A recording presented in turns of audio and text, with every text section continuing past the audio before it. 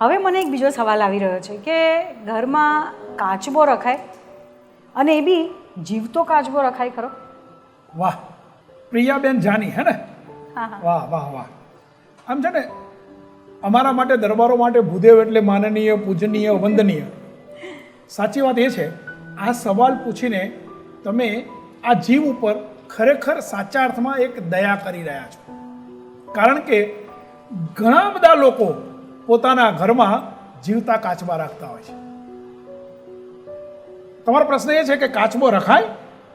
હા, અથવા તો જીવતો કાચબો ઘરમાં રાખવાથી કોઈ પ્રગતિ થાય, સારું થાય?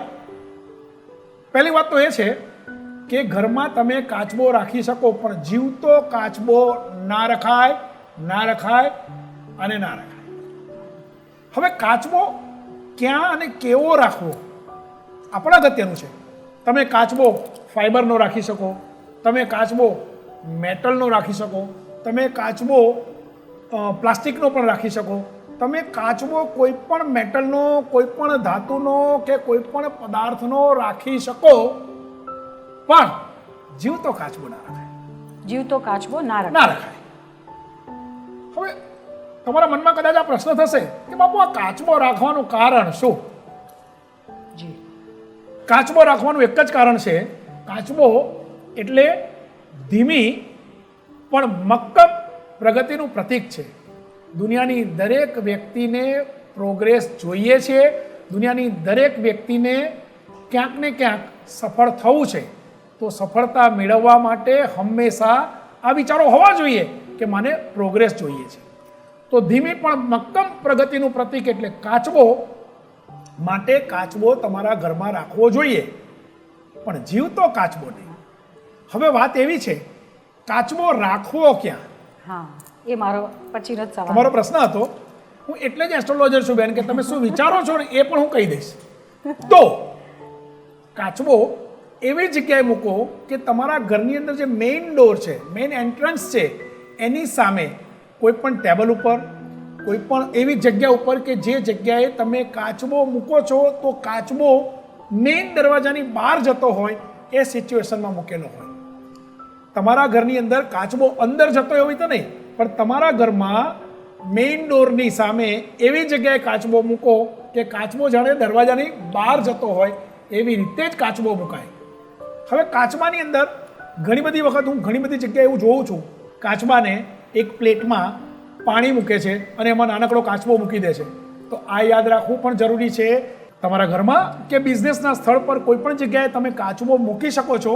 કાચબો કેવી રીતે મૂકી શકો કે તમે ધંધાના સ્થળ ઉપરથી કે ઘરમાંથી એ મેઇન ડોરની બહાર જતો હોય તો કાચબો મૂકી શકો, પણ પાણીમાં કોઈ પ્લેટમાં પાણીનો કાચબો ન મુકાય. કારણ કે પાણીનો કાચબો ત્યાં જ ફર્યા કરે છે, એ પ્રોગ્રેસ નથી કરતો.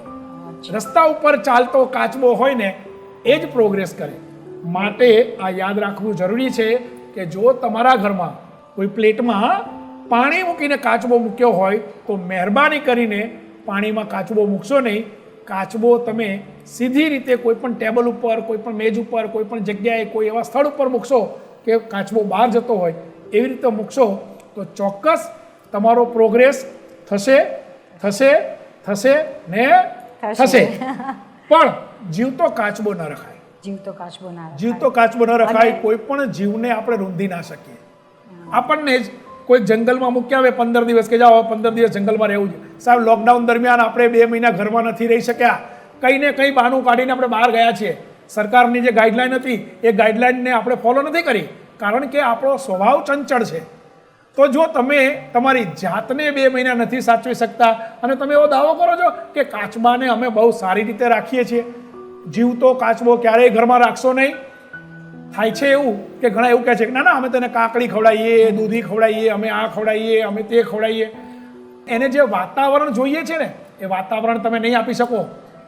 90% લોકોના ઘરમાં, જેના ઘરમાં જીવતો કાચબો છે, એમાંથી 90% લોકોના ઘરમાં કાચબો કોઈ કબાટની નીચે ભરાઈ ગયેલો હશે.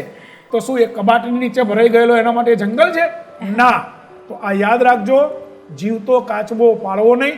ઘણા લોકો મને એવું કહે છે, અરે બાપુ અમે છે ને બહારગામ જતા હતા ને તો હાઈવે ઉપર એક કાચબો અમને મળ્યો ને તો એ અમે લેતા આવ્યા. પણ કેમ? તમે બહારગામ જતા હતા, હાઈવે ઉપર તમને કાચબો મળ્યો, તમે એ કાચબાને જંગલમાં છોડી દો ને. પણ ના, એના મનની અંદર ક્યાંક સબકોન્શિયસ માઇન્ડની અંદર કોઈક એવી વાત આવે છે કે જો અમે કાચો રાખીશું તો અમારા ઘરમાં ધનના ભંડારો ભરેલા રહેશે. એ વાત બિલકુલ ખોટી છે. માત્ર ને માત્ર કાચબાથી તમારો પ્રોગ્રેસ થાય છે, અને પ્રોગ્રેસનો મતલબ એ થયો કે જો તમે મહેનત કરશો, ભગવાને તમને રસ્તો બતાવ્યો છે, રસ્તે ચાલવાનું શરૂ કરશો તો તમારી પાસે ધનના ભંડારો આવશે. કાચબા પાળવાથી પૈસાદાર થવાતું નથી.